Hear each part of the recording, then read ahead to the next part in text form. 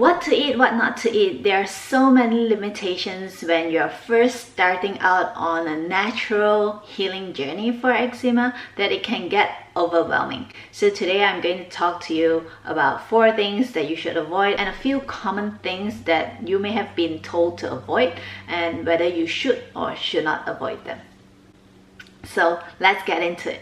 In my first eczema video where I share how I cure eczema naturally, I spoke about eating whole foods. Full stop. These 3 words are so simple, it's difficult. First, I've always said this and I'll say it again because eat whole foods do not include processed foods. Processed foods are always, most of the time, filled with flavoring, coloring, all kinds of preservatives, chemicals, and even natural flavoring. If you think the word natural makes it clean, it's not. If you want to know more about natural flavoring, I have a video here where I talk about it and why it is bad for you and why it is not as natural as you may think. Also, artificial sugar is all in these processed foods, processed drinks.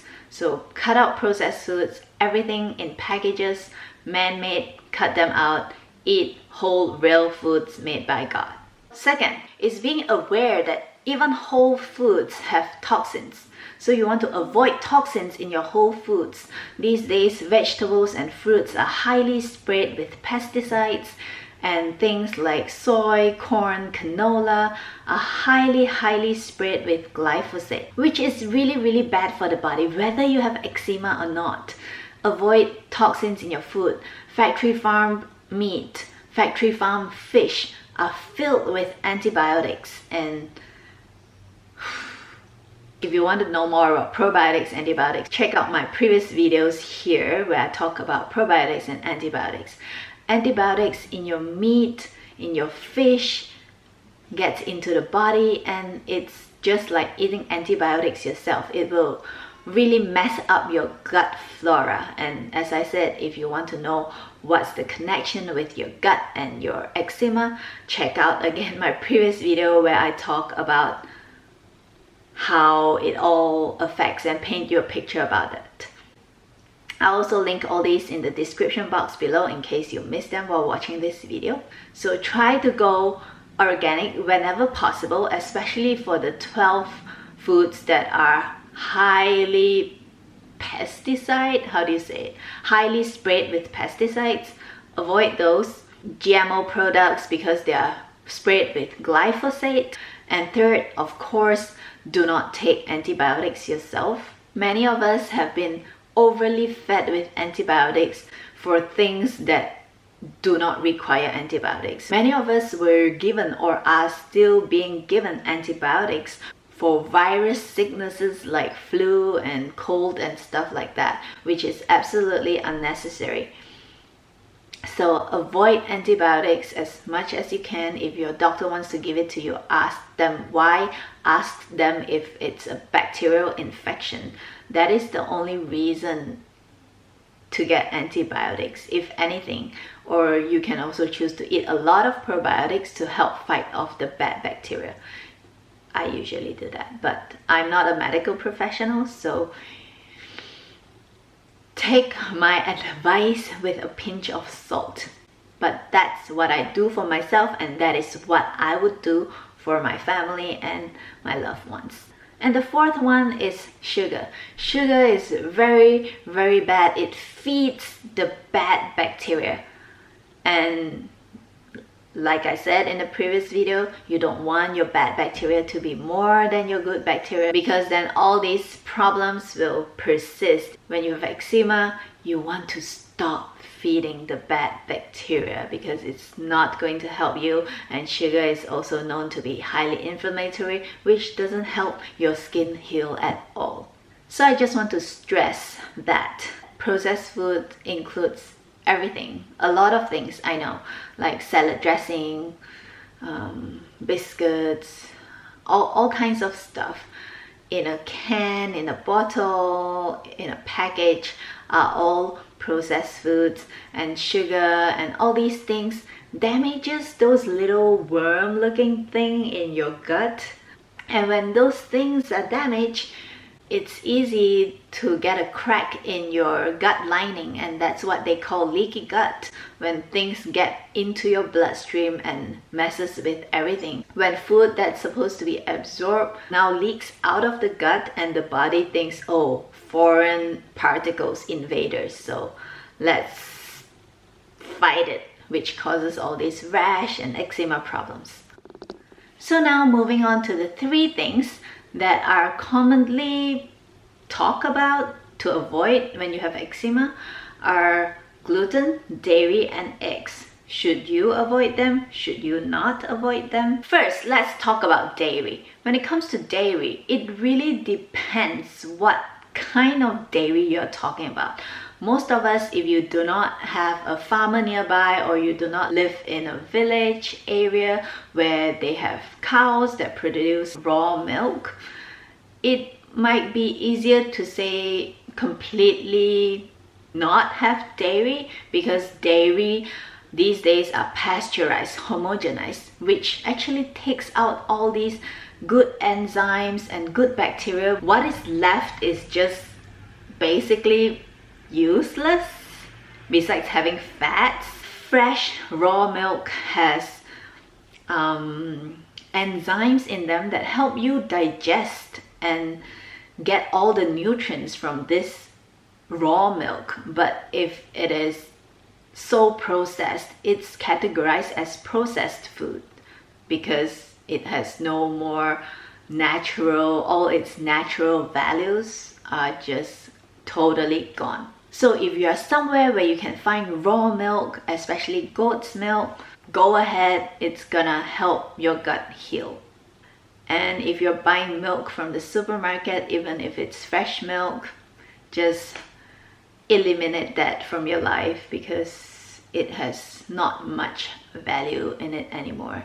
Plus with the antibiotics and the hormones in the cows and the goats, there's no need for it. So if you have an organic farmer, no antibiotics and no hormones, you get the fresh raw milk, it's gonna be filled with nutritional value and enzymes and good bacteria to help your gut heal.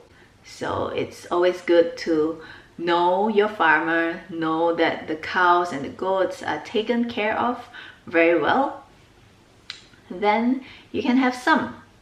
The thing is, the widely available milk are all pasteurized and homogenized. That is probably why some people say avoid dairy altogether, to make it simpler. But if you do have access to raw milk, I would say go for it. Second is eggs. So it depends where your eggs come from. If they come from again, free range, like literally free range, not those fake free range where they let the chickens run around in the dark place and just have a hole, that is considered free range. So all this labeling are very deceiving. So you have to really know where you get your food from. So when it comes to eggs, organic, free range, real free range eggs shouldn't be a problem. Some of us, if you've never had problems with eggs, then if you go for organic free range eggs and it doesn't flare up, you have nothing, then I would say it's fine. It's just that some of us are allergic to the protein in eggs because our bodies cannot digest them, and it boils down again to gut bacteria. When you have a flare up, you cannot digest something well or process it well in your body. It's not that the thing is bad, it's just that our gut bacteria is not complete. We do not have that certain bacteria to process that certain protein that's in eggs or in any other foods. You cannot process a particular food, not because the food is bad, it's because we do not have sufficient bacteria that process that food item or that group of food. So when it comes to eggs, again, know your farmer or grow your own chicken, have your own eggs. And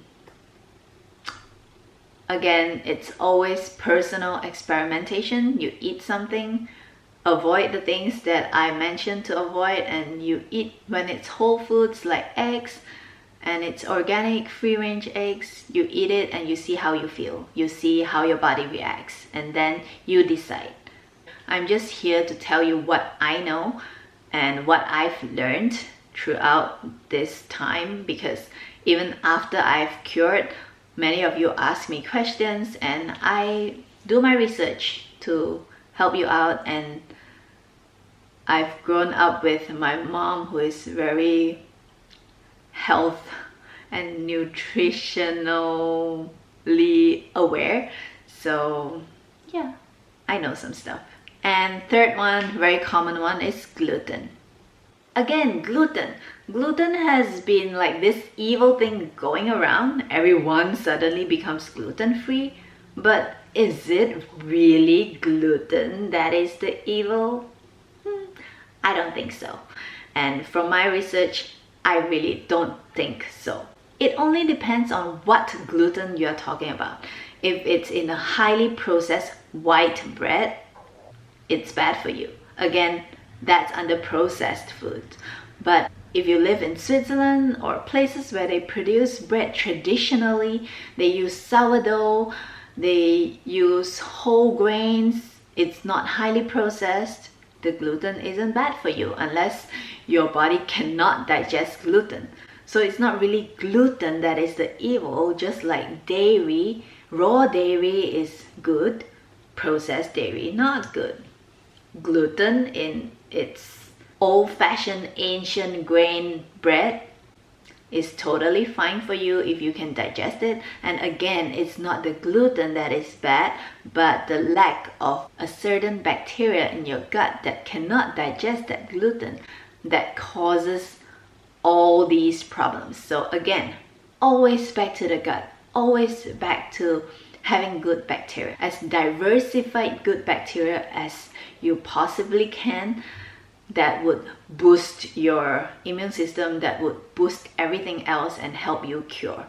So bottom line is, have a good probiotics with very good strains, different bacteria, like the one I mentioned before that I have in my household. My whole family has it in store for emergency. It's not cheap, so I don't eat it every day, but if you maintain a healthy gut, a good lifestyle habit, over time your body will build more and more good bacteria from you feeding good food to the good bacteria and feeding less of the bad bacteria. When you listen to people saying don't do this, don't do this, don't do this, it's good to listen, and it's good to avoid a certain food even if they're healthy. If they make you flare up for that moment, avoid them until you build a stronger, more diverse, more complex gut bacteria, and that makes you strong, and you can slowly try again, incorporate them back into your life. That's totally possible. So I hope this video was useful for you, and I hope to continue helping you. So if you have any questions, leave them in the comments below, and I will try my very best to help you from what I've experienced myself. If you have not already subscribed and you like a healthy lifestyle or things about Switzerland, consider subscribing for my future videos. Thanks for watching again, and see you in my next video. Bye!